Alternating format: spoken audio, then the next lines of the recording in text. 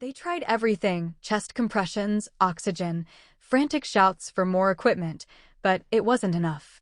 Hulk Hogan was rushed to the hospital, and there, the unthinkable was confirmed. He was gone. On July 24th, 2025, the world was blindsided by the shocking news of Hulk Hogan's death. But in the days that followed, the story took a darker, more unsettling twist.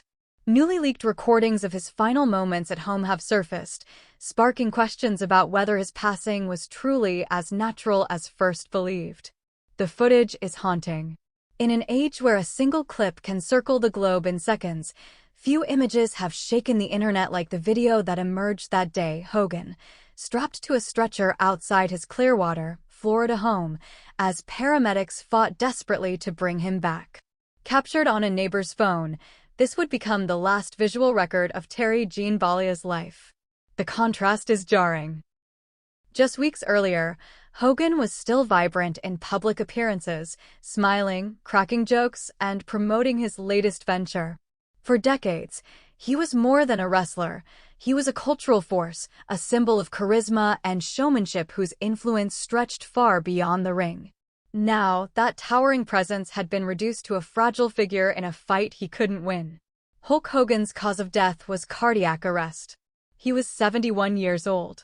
The wrestling world and millions of fans worldwide mourned a man whose name was etched into the fabric of pop culture. But those final images, raw and unfiltered, gave a sobering glimpse into the reality of life's fragility, even for the strongest among us. In the weeks leading up to his death, Hogan had been unusually active. He'd recorded interviews, made podcast appearances, and even stopped by television studios, not knowing these would be his last. His final major interview came just days earlier with comedian Theo Von. Listening now, it feels almost prophetic. There he was, still the master storyteller, recalling his rise from an aspiring musician in Tampa to the most recognizable name in sports entertainment.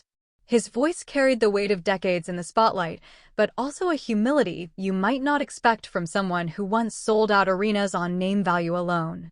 "I could wrestle anybody at that time and sell out," Hogan admitted in that interview. "We sold out everywhere, constantly, for years." He spoke warmly of his friendships, especially with Ric Flair, sharing vivid memories of their wild road stories and private struggles. One story stood out: visiting Flair during a life-threatening health crisis, a moment that revealed the deep brotherhood behind the kayfabe rivalries. The interview also pulled back the curtain on Hogan's health. Years of punishing matches had left him with a laundry list of surgeries: back, hips, knees. Each one chipping away at the invincible image fans carried in their minds. In the last 10 or 12 years, Hogan said casually, "I've had like 25 surgeries." It was the tone of a man who had learned to live with pain as just another part of life. Still, he kept going, smiling through TV segments, launching his Real American beer brand, and staying in touch with fans. In what turned out to be one of his last on-camera appearances, he spoke proudly about the beer's launch, his business instincts as sharp as ever. No one watching could have guessed the end was so near. But Hogan's reflections in his final months weren't just about wrestling or business. On Patrick Bet-David's podcast, he revealed personal stories he'd rarely told, including the most intimate: the moment he felt his father's spirit leave his body. "I was leaning in, chest on his chest," Hogan recalled. "And then, I jumped back. I felt something come out of him. There's more than just this meat suit, brother." It was a glimpse into the spiritual shift that defined his later years, a man at peace with his own mortality. The leaked footage of his final moments, while controversial, has become part of his story. It forces us to confront uncomfortable truths about fame, privacy, and death in the digital age. But alongside it, we have the voice recordings, candid, warm, and unguarded, that remind us why Hulk Hogan meant so much to so many. This was the man who had clawed his way into the business in the brutal wrestling territories of the 1970s, surviving broken bones, low pay, and even threats on his life. The man who turned a character into a cultural phenomenon. The man who headlined WrestleManias, battled giants both literal and figurative, and inspired millions to train, say your prayers, and eat your vitamins. From his early days wrestling under names like Terry Boulder to his global fame in WWF, to his reinvention as the Hollywood villain in WCW's New World Order, Hogan's career was a masterclass in adaptation. He understood the audience in a way few others did, when to be the hero they needed and when to be the villain they couldn't resist. His later years were a mix of redemption, business ventures, physical pain, and unwavering faith. Even with a body battered by decades of matches, he found ways to keep going, keep smiling, and keep connecting with people. When news of his death broke, tributes poured in from fellow wrestlers, celebrities, politicians, and, most importantly, from fans. People shared stories of meeting him, of the inspiration he'd given them during their darkest moments, of how Hulkamania had been more than a wrestling gimmick. In the end, Hulk Hogan's greatest legacy wasn't a championship belt or a box office record. It was the belief he gave people. The belief that no matter how many times life slammed you down, you could get back up. That was the magic of Hulkamania. And that magic will live on. The wrestling world woke up to the kind of news no one was ready to hear. In the early hours of the morning, the reports began trickling in, not from official WWE channels, not from carefully worded press releases, but from whispers on fan forums, backstage sources, and eventually, a leaked audio clip that would send shockwaves through the industry. Hulk Hogan, the immortal one, the face of wrestling's golden era, had passed away. It was confirmed only hours later, but by then, the internet had already erupted into a storm of disbelief, grief, and aching nostalgia. For decades, Hogan was more than a wrestler. He was a cultural icon, a larger-than-life figure who made Hulkamania a household term. But what made this loss cut so deeply wasn't just the finality of it. It was the existence of something unexpected, newly leaked footage. Recordings from his last days, including moments from his final match, were suddenly in circulation, giving fans one last, bittersweet glimpse of the man behind the legend. The footage wasn't polished, wasn't edited for WWE Network highlights, it was raw. Shot on handheld cameras, phones, and backstage security feeds, it captured a side of Hogan most had never seen. No pyrotechnics, no deafening crowd chants drowning out every word. This was the man himself, tired, but smiling. Older, but still carrying that unmistakable Hogan swagger. The video opened with him sitting in a dimly lit locker room, a towel draped around his shoulders, talking quietly to an off-camera friend. His voice, though softer than fans remembered from the roaring promos of the 80s, still carried that gravelly confidence. "Brother," he said, chuckling to himself, "it's been one heck of a ride.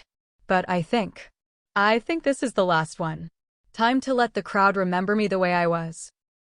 Outside that room, the arena was alive. It was the night of his final match, though few knew it at the time. Fans filled the stands wearing vintage Hulkamania shirts, waving foam fingers, chanting his name as if trying to summon the magic one more time. The footage cut to the gorilla position, where Hogan stood in his signature red and yellow gear, bandana tied tight, boas draped over his shoulders. A producer leaned in to check his mic, but Hogan brushed him off with a grin. "Don't worry about me, brother. I've been doing this longer than you've been alive." He laughed, but there was a flicker of something in his eyes, maybe a quiet acceptance that this would be his last walk through that curtain. When his music hit, the crowd roared with a force that seemed to shake the rafters. "Real American" blared over the speakers, and the cameras followed him down the ramp.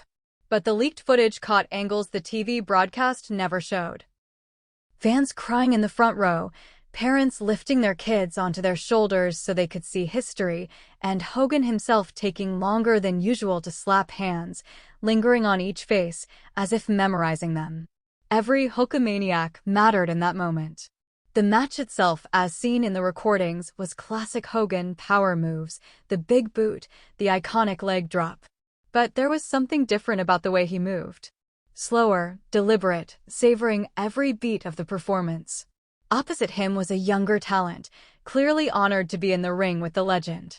At one point, Hogan leaned in during a rest hold, saying something that the hot mics barely picked up. Make remember you, kid. It's your time now. That line would later be replayed endlessly online, a passing of the torch caught in real time. Backstage, after the bell had rung and the crowd had chanted his name for the final time that night, Hogan was met by a gathering of legends. Ric Flair, Stone Cold, Steve Austin, The Undertaker, and even some rivals from decades past had come to pay their respects. The leaked footage showed Hogan embracing each of them, laughing at old stories, and wiping away tears when he thought no one was looking. One clip in particular broke fans' hearts, a quiet moment with Ric Flair, where the two sat side by side, hands clasped. "We outlasted damn near everyone, brother," Hogan said softly. "But I guess the ride always ends." Flair, visibly emotional, just nodded. There were also moments of Hogan alone, sitting in his locker room long after most of the crew had left. In one recording, he's seen looking at a framed photo of himself from WrestleMania 3, holding the WWF Championship high above his head. He runs a hand over the glass and whispers, "That was the night I knew I'd made it. And I never stopped being grateful." His voice cracked on the last word. This wasn't the brash, unstoppable Hulk Hogan fans had idolized for decades. This was Terry Bollea, the man behind the legend, facing the reality that his era was ending. In another piece of leaked audio, recorded just days before his passing, Hogan left a voicemail for a close friend. "I just want everyone to know I'm good, brother. I'm at peace. Tell the boys, tell them thanks for keeping the business alive. And tell the fans they made me who I am. Without them, there's no Hulk Hogan." That message has since been played on wrestling tribute shows, each time met with waves of emotion from those who knew him and those who only knew of him. The final segment of the footage was perhaps the most haunting. It showed Hogan walking alone through an empty arena after his last match. The seats were bare, the ring crew was dismantling the set, and his theme music had long stopped playing. But he moved slowly, almost reverently, touching the ring apron one last time. He paused at the edge of the stage, looked out over the empty seats, and raised his hand in that familiar pose, the same one he'd done thousands of times for millions of fans. This time, there was no crowd to respond. Just silence and the quiet hum of arena lights. He stood there for several seconds, then turned and disappeared backstage for the last time. When the news of his death broke, those recordings spread like wildfire. Fans across the globe shared clips, adding personal stories about what Hogan meant to them, how they first discovered wrestling because of him, how they dressed like him for Halloween, how his promos had inspired them through tough times. Hashtags like #ThankYouHogan and #Hulkamania Forever trended worldwide. WWE, AEW, and countless independent promotions paid tribute, with superstars wearing red and yellow gear, tearing their shirts before matches, or pointing to the heavens in homage. The wrestling community is no stranger to loss, but this one felt different. Hogan wasn't just part of wrestling history, he was wrestling history. His charisma, his larger-than-life persona, his unmatched ability to connect with an audience, all made him an irreplaceable figure. The leaked recordings didn't diminish his legend, they humanized it. They showed that behind the 24-inch pythons and the showmanship was a man who loved the sport, loved the fans, and understood exactly what he meant to both. Even in his final days, Hulk Hogan gave the world what it had always asked from him: one last performance, one last memory, one last chance to say goodbye. And for the millions of Hulkamaniacs out there, those recordings are now a treasure, proof that their hero lived and died with the same passion that made him a legend in the first place. Because if there's one thing Hogan taught the world, it's that the power of belief, the bond between a performer and their audience, doesn't fade when the lights go out. It lives on in memories, in stories, and now in the final words and moments of a man who will forever be immortal in the hearts of wrestling fans.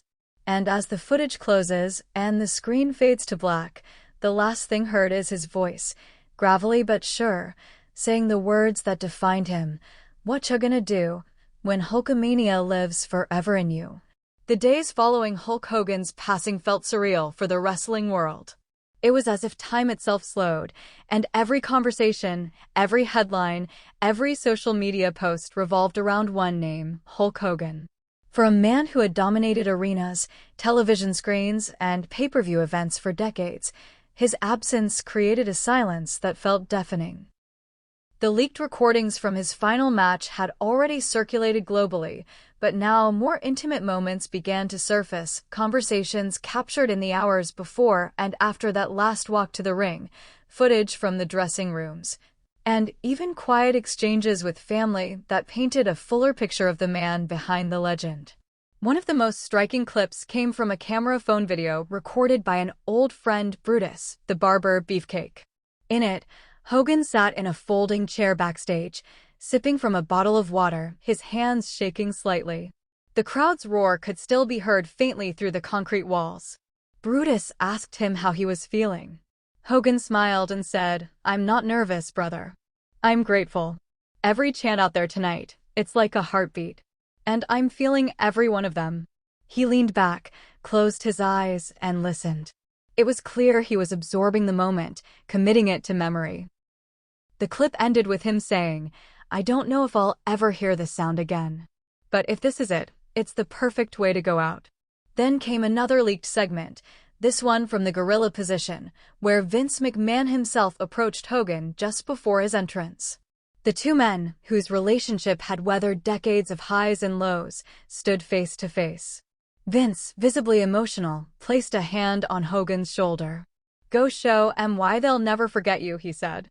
Hogan grinned, that trademark confidence flickering across his face. "Don't worry, Vince.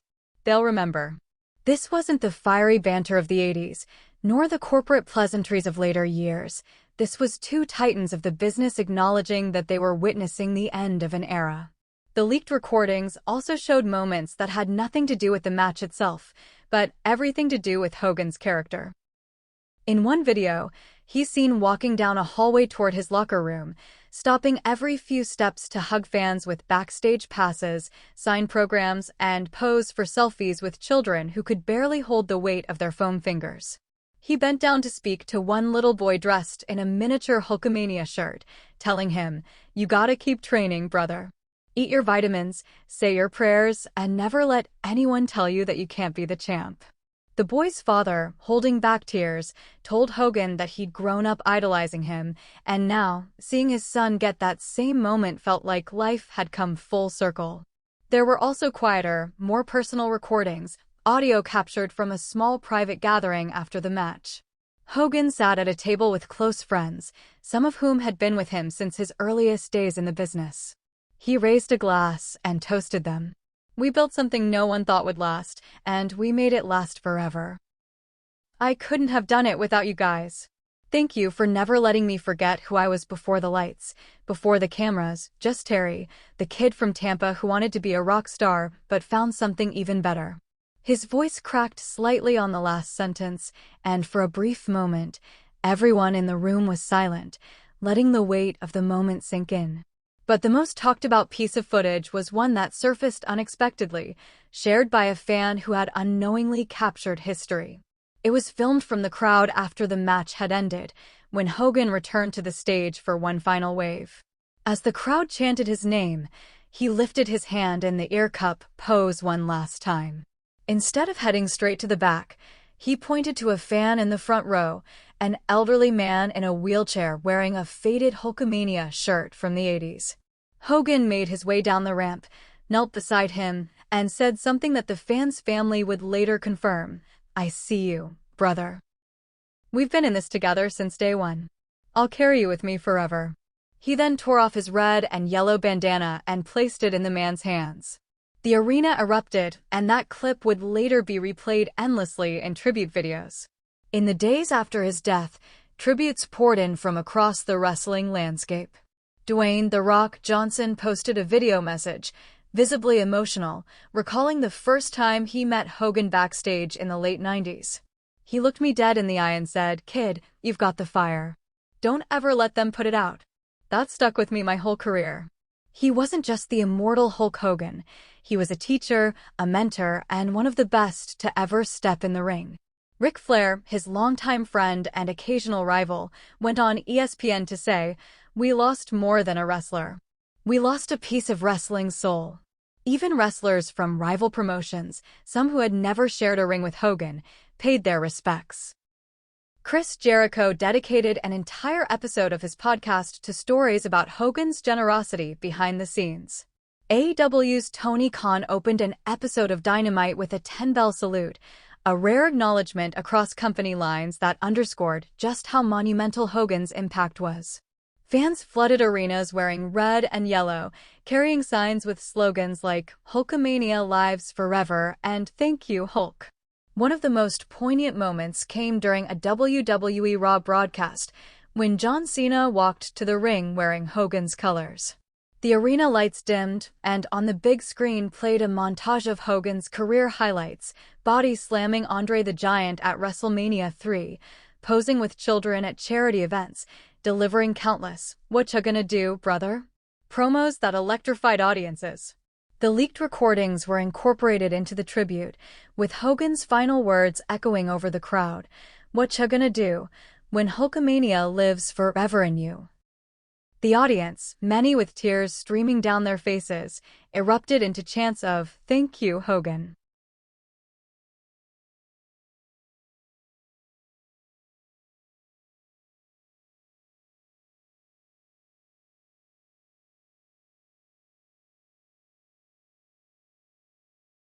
The footage from his last match took on a new weight in this context. Moments that had seemed like routine fan service now felt like deliberate farewells. The extra time he spent walking down the ramp, the long embraces backstage, the way he lingered on the stage before disappearing, all of it now read as a man saying goodbye in the only way he knew how, through the performance that had defined his life. And while the wrestling world publicly mourned, those closest to Hogan mourned privately.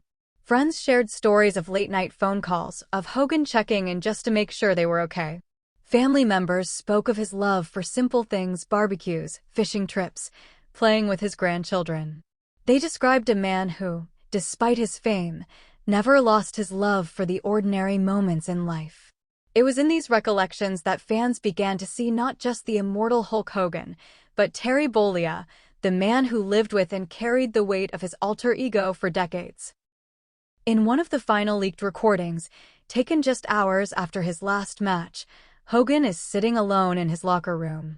The noise from the arena has faded, replaced by the low hum of distant conversations and the occasional thud of equipment being packed away.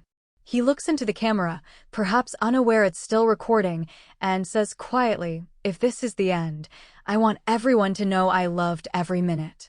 Every cheer, every boo, every mile on the road, it was worth it. You made me, brother. And I hope I made you proud." That clip became the closing scene for countless fan-made tributes, each one set to music and shared across YouTube, Twitter, and Instagram. And as fans continued to share these moments, one thing became clear: Hulk Hogan's final days weren't defined by weakness or defeat. They were defined by gratitude, connection, and an unbreakable bond with the people who had supported him for over 40 years. Even in death, Hogan found a way to inspire. The leaked footage, far from tarnishing his image, solidified it. It reminded the world that while the immortal one's body may have slowed, his spirit never did.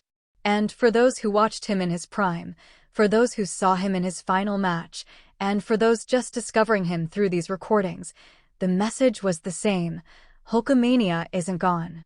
It lives on in every fan who still believes, in every wrestler who steps into the ring chasing their dream, and in every heart that was touched by the man who once asked the world, "What ya gonna do, brother?" The mourning of Hulk Hogan's private funeral began not with the spectacle the world might have expected for one of wrestling's most iconic figures, but with a heavy, almost sacred stillness that hung over Clearwater, Florida. His mansion, nestled behind tall palms and guarded gates, became the epicenter of a gathering that would be remembered by everyone present for the rest of their lives. There were no roaring crowds here, no entrance music, no bright arena lights, only the quiet shuffle of mourners making their way through the long driveway, many clutching programs printed with Hogan's most iconic image, red bandana tied tight, mustache shining under arena lights, finger pointed toward the camera as if addressing each person directly. The guest list was short by design. Family members, lifelong friends, and a handful of wrestling legends who had walked beside him through the decades made up the core of attendees. Ric Flair arrived first, wearing a black suit that looked alien compared to his usual flamboyant style. He walked slowly, leaning on the arm of his daughter Charlotte, his face drawn, eyes hidden behind dark glasses. Behind them came The Undertaker, dressed in black from head to toe, his long hair tied back, his normally imposing frame carrying a solemn humility. Dwayne "The Rock" Johnson followed, his head bowed as he carried a small arrangement of red and yellow roses. Inside the mansion, the living room had been transformed into a chapel. The walls were lined with framed photos spanning Hogan's life, candid shots from the road, family portraits, and of course, iconic wrestling moments frozen in time. In the center of the room, Hogan's casket rested under soft light, draped with a custom red and yellow cloth embroidered with the words, "Hulkamania forever." On top of it lay a single gold-plated replica of the WWF Championship belt, the same design he had held high at WrestleMania 3 after slamming Andre the Giant. A quiet hum of whispered conversations filled the air. Some shared memories in low voices, others simply stood and stared at the casket, as though trying to reconcile the man they knew with the loss they felt. Vince McMahon sat near the front, his normally commanding posture slumped, his expression unreadable. Next to him, Triple H leaned forward, his elbows on his knees, hands clasped tightly, eyes fixed on the floor. The service began without fanfare. Jimmy Hart, Hogan's longtime manager and close friend, stepped to the podium first. His voice wavered as he began to speak. "I spent more than half my life on the road with this man. I saw him at his best, at his worst, and every mile in between. And I can tell you, no matter what the headlines said, no matter what the critics thought, he loved this business, and he loved the fans more than anything. Every night before he went out there, he'd turn to me and say, 'Let's give them something they'll never forget, brother.' And he always did." Jimmy paused, his throat tightening, before adding, "The world knew Hulk Hogan. I was lucky enough to know Terry Bollea. And I can tell you he was even better." Next, Ric Flair rose to speak, removing his glasses as he approached the microphone. His voice was thick with emotion, cracking in ways fans had never heard before. "We traveled together, fought together, bled together. We made history together. There were nights we hated each other's guts and mornings we couldn't stop laughing over breakfast. That's the life we lived. And if there's one thing I'll remember, it's that when Hogan walked into a room, he didn't just light it up, he made everyone else shine a little brighter too." Flair's hand trembled as he placed it on the casket before stepping back to his seat. The Undertaker was next, his deep, deliberate voice filling the room. "There's no replacing a man like Hogan. You don't measure him in titles or main events, you measure him in moments. And no one gave more moments to more people than him. In this business, your legacy isn't just what you did in the ring, it's how you made people feel. And brother, Hogan made people feel like they could be heroes too."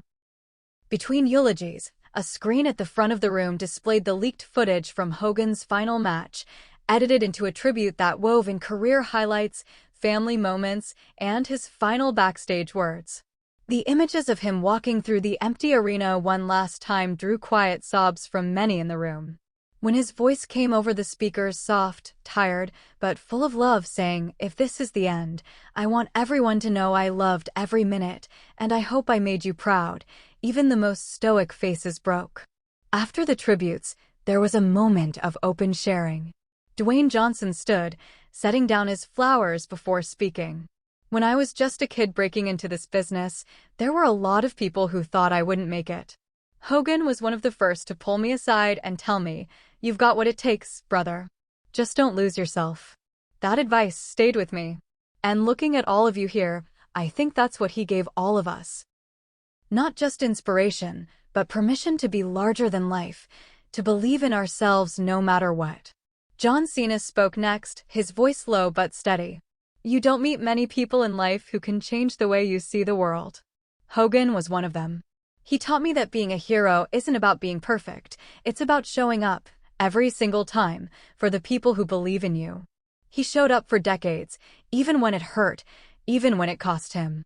That's why he'll always be immortal.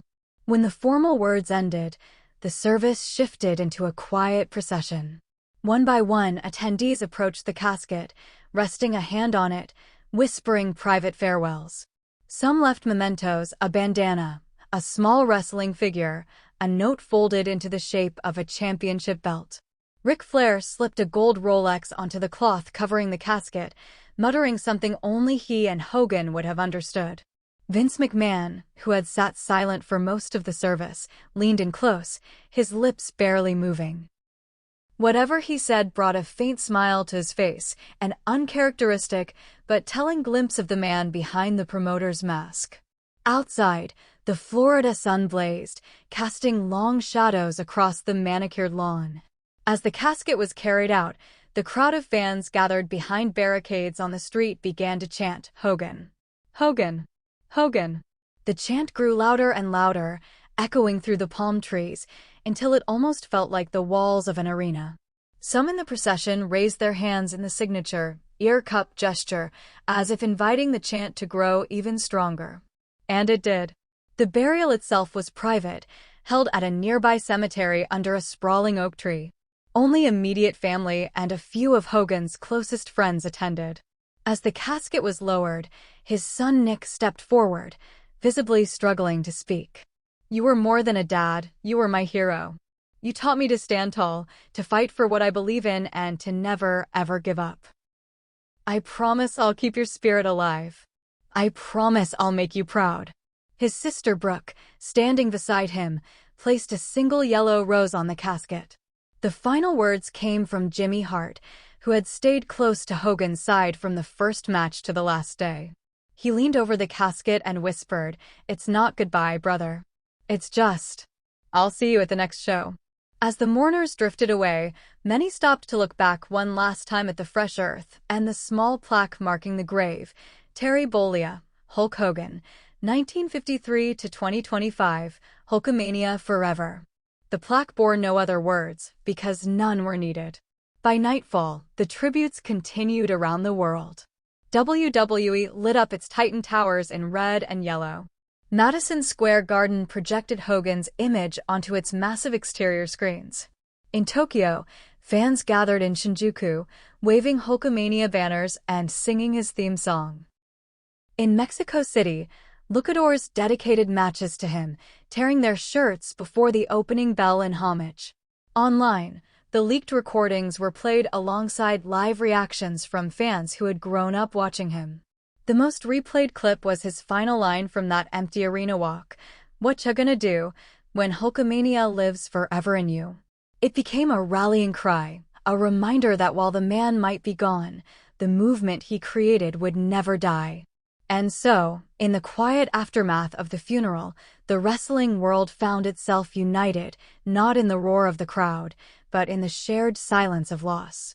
From the biggest arenas to the smallest living rooms, fans raised their hands, cupped their ears, and let the echoes of Hulkamania live on. Because for those who believed, for those who had been there from the beginning, this wasn't the end of Hulk Hogan. It was simply the beginning of his legend's next chapter. In the weeks following Hulk Hogan's passing and that deeply personal funeral in Clearwater, the world outside the mansion gates began to process what it meant to live in a world without the immortal one. It wasn't just wrestling fans who felt the loss. Hollywood actors, rock stars, athletes from other sports, and even political figures paid tribute to the man whose persona had transcended the squared circle. Everywhere you looked, Hulk Hogan's face appeared, on murals hastily painted in small-town streets, on the covers of magazines dedicating special issues to his legacy, in the flashing images of Times Square billboards that rotated between his most iconic poses. ESPN ran a full-day retrospective, replaying Hogan's most famous matches in their entirety, complete with interviews from opponents and allies alike.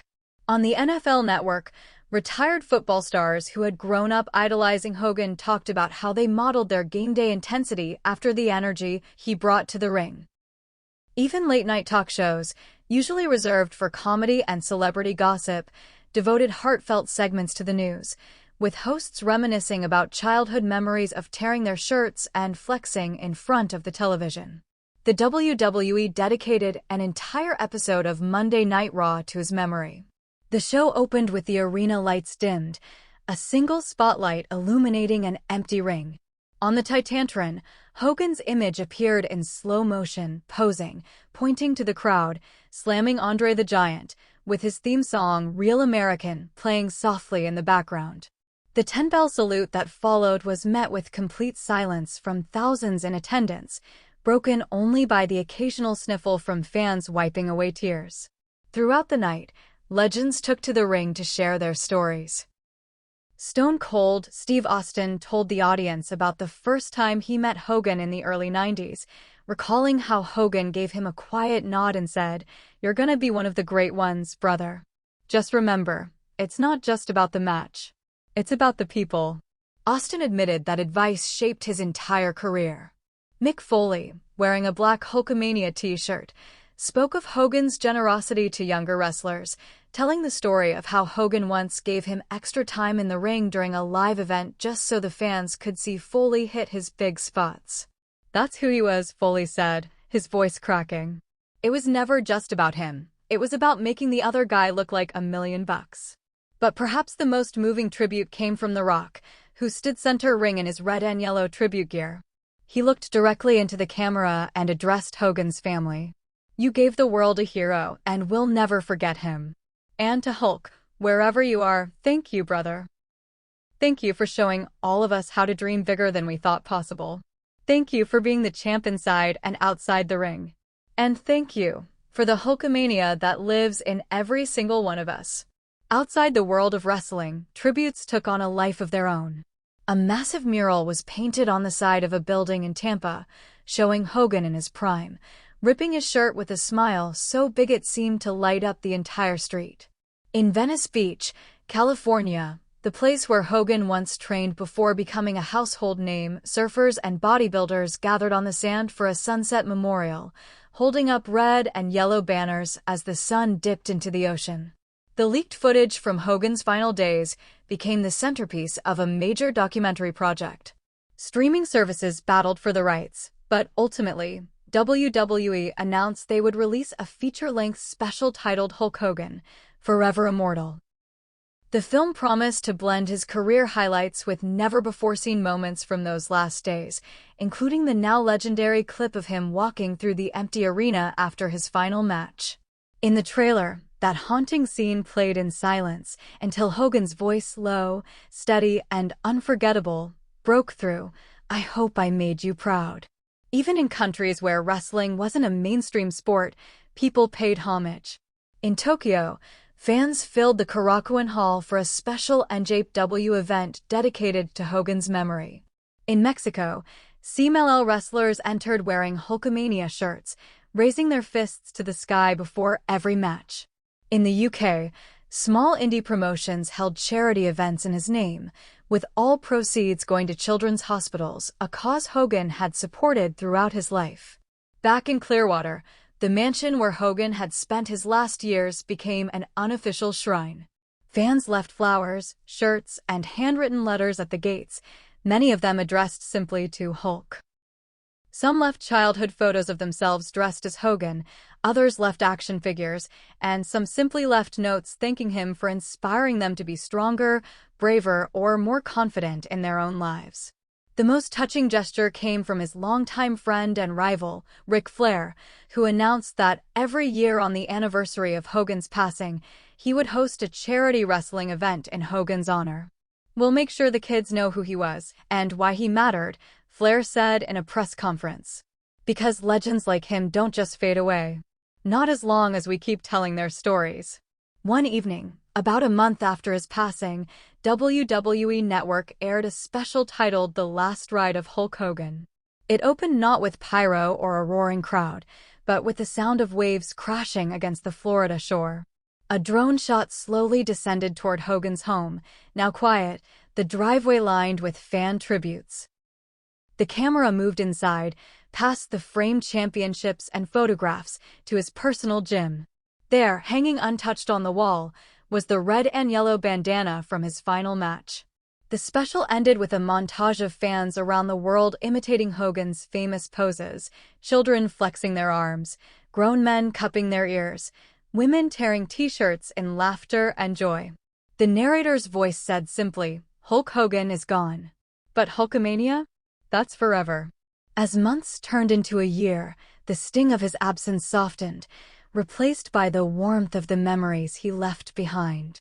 And every time his theme song played, whether in a packed arena or a small living room, those who heard it felt that same rush they'd felt decades ago, the belief that heroes can exist, and that one man's energy could inspire millions. Hulk Hogan's last recordings may have marked the end of his time in the ring, but they also gave the world something rare, a clear, unfiltered view of the heart behind the legend. And that, more than anything, ensured that the final chapter of his life would be as inspiring as the first time he told the world to say their prayers and eat their vitamins. Because even now, somewhere in the minds of every fan who ever believed, you can still hear that voice, deep, confident, unshakable, asking one last time, "What you gonna do when Hulkamania lives forever in you?" The screen fades from black, and in the faint crackle of vintage VHS footage, a younger Hulk Hogan explodes into view. It's 1984, Madison Square Garden. The crowd is a sea of yellow foam fingers, the kind that wave like wheat in the wind under the blinding arena lights. The bell rings, the roar crescendos, and Hogan slams the Iron Sheik to capture his first WWF championship. In that single frame, the bandana, the grin, the gold raised high, Hulkamania is born. The documentary's voiceover, soft and reverent, draws the connection between that moment and the man we saw in those final recordings. From the moment Hulkamania ran wild for the first time, the world never stopped chanting his name. And he never stopped answering. The next sequence blends eras seamlessly. 1 second, it's WrestleMania 3, 93,173 fans watching Hogan lift 520 pounds of Andre the Giant in the most iconic body slam in wrestling history. The next, it's grainy, handheld footage of Hogan in his final days, sitting on a bench in an empty arena after his last match. The juxtaposition is almost too much to take in, the unstoppable force of youth side by side with the quiet reflection of a man. The voiceover murmurs, even in defeat, he was a champion, because champions know when it's their moment, and when it's time to give the moment to someone else. From there, the film leaps ahead to 2002, Hogan's legendary showdown with The Rock at WrestleMania X8. The electric crowd in Toronto turns the bout into something mythical, chanting so loud it forces both men to improvise their roles mid-match. The Rock and Hogan lock eyes, both visibly grinning, understanding they are part of something that will live forever. The camera lingers on Hogan after the bell, soaking in the adoration. Then, the sound fades to silence, and we're back in Clearwater, in that small, softly lit locker room, days before his passing. Hogan, older now, his hands folded, says quietly to the camera, "If I could go back and do it all again, I wouldn't change a thing, brother. The wins, the losses, the pain, the miles, it all made me who I am. And if I gave even one kid out there a reason to believe in themselves, then it was all worth it." The documentary takes us to WrestleMania XXX in New Orleans, where Hogan made his surprise return as the host. The Superdome shakes as Real American blares, and the crowds chant Hogan. Hogan drowns out even the commentary. Footage of that return is intercut with the fans' chants outside his mansion the day of his funeral, proving the connection never faded. A sequence follows of quiet, private moments, Hogan on fishing trips with his children, signing autographs for sick kids at hospitals, laughing at small-town wrestling shows where he'd make unannounced appearances just to delight the locals. One fan tells the story of how Hogan once spent 3 hours talking to him about overcoming bullying, right there in the parking lot after a show. These are the stories the headlines never told. The emotional centerpiece of the film is a split-screen montage. On the left, Hogan's first televised match, a young powerhouse bursting with energy, sprinting to the ring. On the right, Hogan's final walk down the ramp in the leaked footage, moving slowly, deliberately, touching every fan's hand as if imprinting the moment on his soul. The audio track blends the chants of decades past with the softer cheers of his last night. The effect is haunting, Hulkamania rising and falling like a tide, but never disappearing. In another flashback, we see Hogan and Macho Man Randy Savage celebrating as the Mega Powers, their hands raised high. Then, a quick cut to Hogan sitting with Ric Flair in his final week, clasping hands, the unspoken history between them filling the silence. "We outlasted damn near everyone," Hogan says in that leaked clip. Flair just nods, eyes wet. The film doesn't shy away from showing the wear and tear. Old match footage fades into scenes of Hogan's knees being wrapped, his back being adjusted by trainers, his eyes closing in pain between matches. He speaks in one interview about the toll. "People think it's just a show. But your body knows the truth. Still, I'd do it again tomorrow." As the climax builds, the final match footage takes over the screen. The younger wrestler across the ring looks at Hogan with awe before locking up. We see the in-ring moment that made headlines, the whisper, caught by a hot mic, "Make remember you, kid. It's your time now." The crowd is on its feet, unaware they're witnessing not just a match, but a passing of the torch. The last chapter focuses entirely on the empty arena walk. We see it from every angle, side view, wide shot from the rafters, handheld close-up from backstage. Hogan touches the ring apron, pauses on the stage, raises his hand in the air cup pose. No music plays. No one is there. And yet, the scene feels full.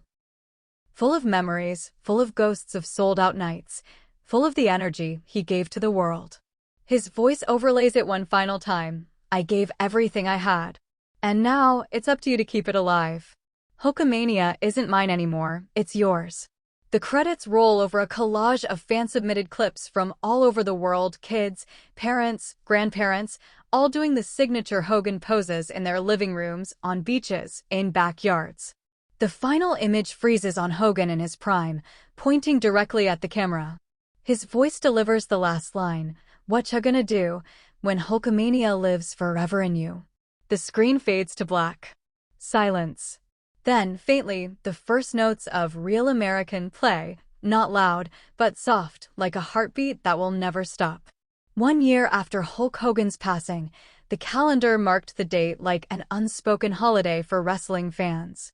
Clearwater, Florida, was quiet that morning, the sun rising over the Gulf in shades of gold and red. As if the sky itself had chosen Hogan's colors for the anniversary. Outside the gates of his mansion, the memorial that began as a modest collection of flowers and handwritten notes had transformed into a permanent display. Local officials had approved it as a dedicated landmark, a tribute that would remain open to the public year-round. The first to arrive that day were his children. Brooke and Nick walked the familiar path up to the gates, accompanied by their families. They didn't speak much, just exchanged glances that carried an entire lifetime of shared memories. Brooke placed a bouquet of yellow roses, her father's favorite, beside the plaque bearing his name. Nick set down a framed photograph, Hogan holding both of them as toddlers, grinning as if nothing else in the world mattered. "We still hear you, Dad," Nick said softly. "We still feel you." The world beyond Clearwater had not forgotten either. In Tampa, an arena was booked for the first annual Hulk Hogan Memorial Show, organized by Ric Flair as he had promised at the funeral. Tickets had sold out in minutes. Wrestlers from WWE, AEW, New Japan, and independent promotions all shared the same ring for one night, wearing red and yellow gear in Hogan's honor. Between matches, the Jumbotron played clips from Hogan's career, mixed with new tributes recorded by wrestlers who'd grown up idolizing him. Flair opened the event himself, wearing a simple black suit and a red and yellow armband. His voice carried the same gravelly emotion from a year before, but this time, there was a note of celebration. "We're not here to mourn," he told the crowd. "We're here to do what Hogan would want, put on a show that makes every person here feel like a hero." The crowd erupted in chants of Hogan, Hogan, until the sound felt almost like one of his old entrances. Backstage at the memorial show, Dwayne "The Rock" Johnson recorded a short video for WWE's network. "You know, it's been a year, and I still catch myself expecting to see him walk through a locker room door with that grin, calling everyone brother. He's gone, but in a way, he's more present than ever. Every crowd pop, every kid's face when they meet their hero, that's Hulkamania living on." In Japan, NJPW held a special 10-bell salute before their main event that night. The commentary team, speaking in hushed Japanese, reminded the audience that Hogan had once defended their IWGP Heavyweight Championship, cementing his influence even there. In Mexico, CMLL hosted a tag team spectacular with every wrestler wearing a bandana in his colors, tearing them off together at the opening bell as the crowd roared. At Madison Square Garden, the site of his first WWF Championship win in 1984, a temporary exhibit was unveiled. It featured his original red and yellow gear, the boots from WrestleMania 3, and the very championship belt that had been placed on his casket a year earlier. Fans walked through the display in silence, many leaving with tears in their eyes.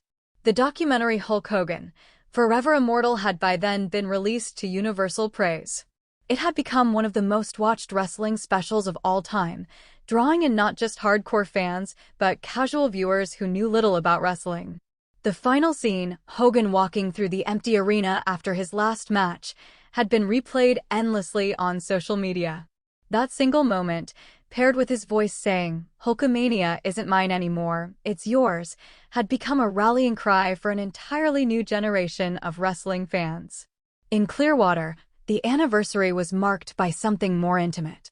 Jimmy Hart hosted a small gathering of Hogan's closest friends at a beachfront restaurant the two had frequented for decades.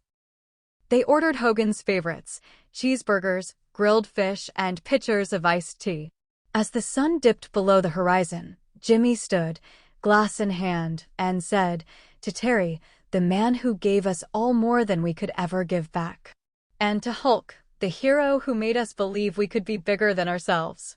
The group clinked glasses, the sound mixing with the soft crash of the waves. Later that night, Brooke sat alone by the shoreline, the warm breeze tugging at her hair. She opened her phone and played one of her favorite leaked recordings, a voicemail her father had left for a friend just before his passing. "Tell the fans they made me who I am. Without them, there's no Hulk Hogan." She closed her eyes, smiling through tears. That was the part of him she wanted the world to remember most, the gratitude, the acknowledgement that his power had always come from the millions who believed in him. Around the world, fans honored him in their own ways. In Australia, a father and son dressed in matching Hulkamania shirts for a backyard wrestling match.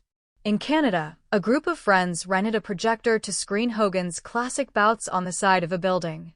In South Africa, children in a youth wrestling program trained in donated red and yellow gear. Online, the hashtag Hulkamania Forever trended for 48 straight hours. The night ended with a drone camera flying over Clearwater Beach. Hundreds of fans had gathered there, each holding a small LED candle. As the drone pulled back, the lights formed a perfect outline of Hogan's trademark silhouette, bandana, mustache, and all. From above, it was breathtaking. From the shore, it was emotional enough to draw tears from strangers standing shoulder to shoulder.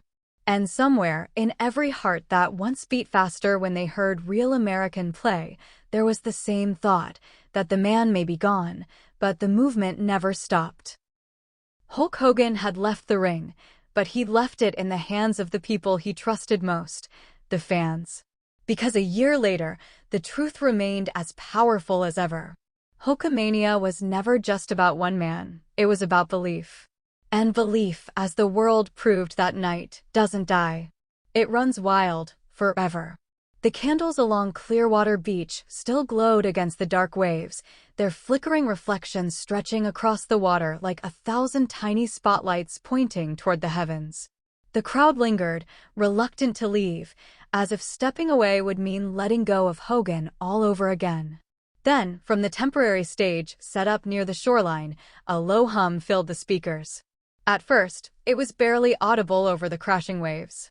But then, the crowd recognized it, a faint, familiar strum that had once signaled the arrival of the Immortal One. The screen on the stage lit up, not with wrestling highlights, but with a grainy, intimate close-up of Hogan himself, sitting in what looked like his home office.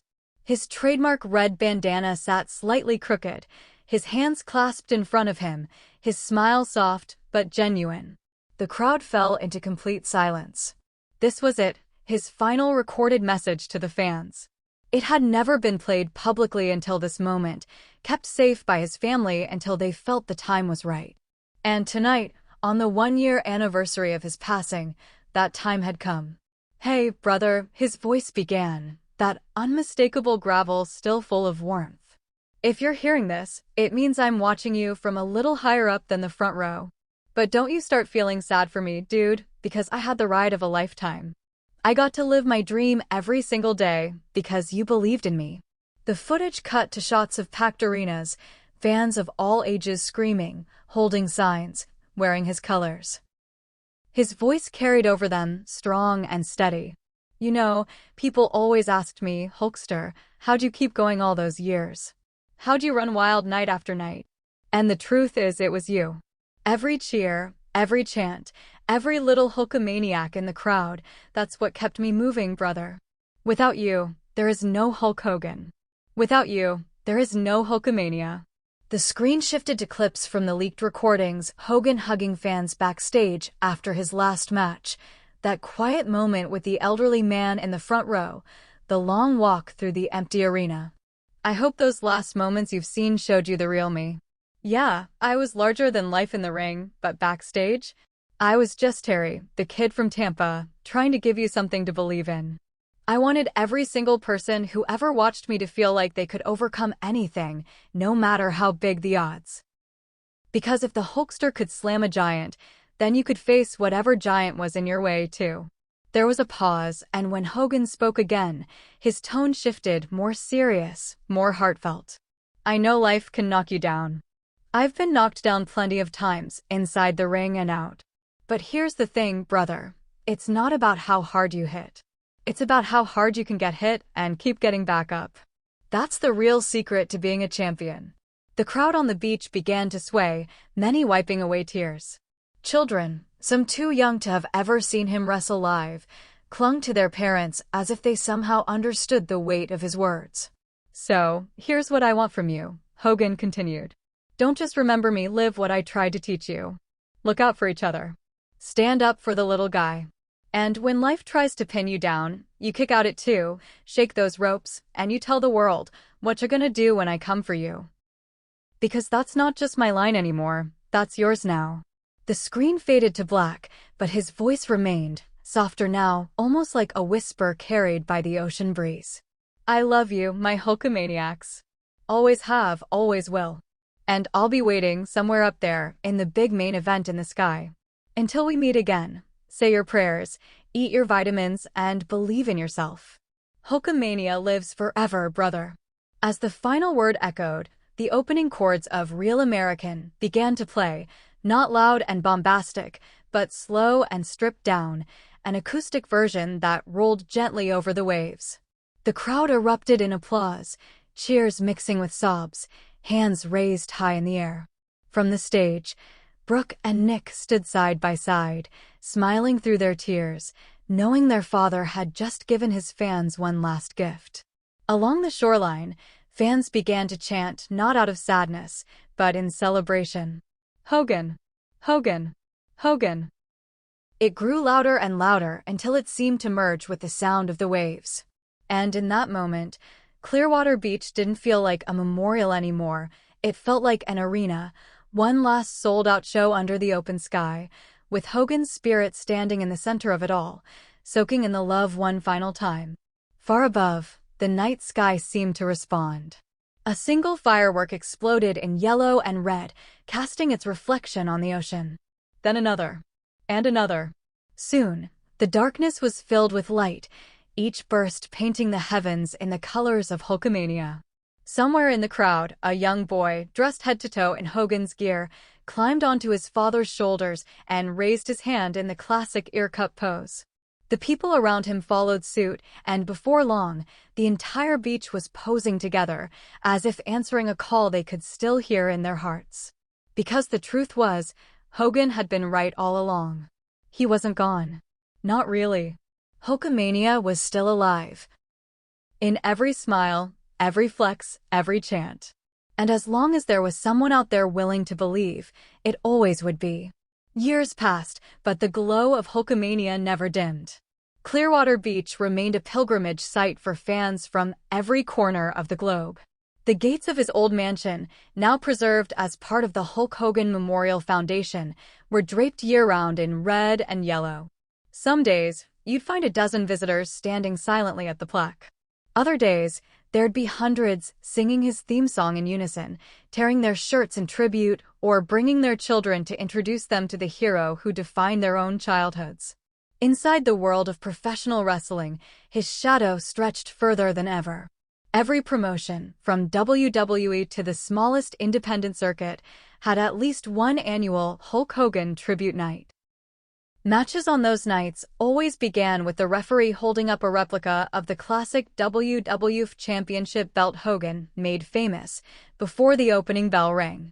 Many wrestlers who'd grown up idolizing him wore his colors to the ring, bright red tights, yellow boots, and performed his signature poses mid-match, earning roaring cheers from crowds who remembered. In the locker rooms, Hogan's influence was more than aesthetic. Young wrestlers spoke about studying his work, not just the way he moved in the ring, but how he worked a crowd, how he connected with every single fan as if they were the only one in the arena. Training seminars included segments simply called the Hogan Lesson, where veterans explained his belief that you don't wrestle for yourself, you wrestle for them. The annual Hulk Hogan Memorial Show in Tampa grew bigger each year. By its 5th anniversary, it had become a cross-promotional mega-event, with WWE, AEW, and JPW, CMLL, and even retired legends sharing one stage. The main event was always the same format, a 10-man tag team match where every wrestler wore red and yellow gear. The show would end with every wrestler in the ring, cupping their ears toward the crowd before pointing skyward in unison. Outside wrestling, Hogan's presence lived on in pop culture. Hollywood biopics and documentaries told his story in new ways, blending the larger-than-life spectacle with the quieter, human moments captured in those leaked final recordings. Schools used his "Say Your Prayers, Eat Your Vitamins, and Believe in Yourself" mantra in anti-bullying campaigns. Fitness charities carried his name, funding youth programs to help kids build confidence and discipline. One particularly moving legacy project emerged from the Hulk Hogan Memorial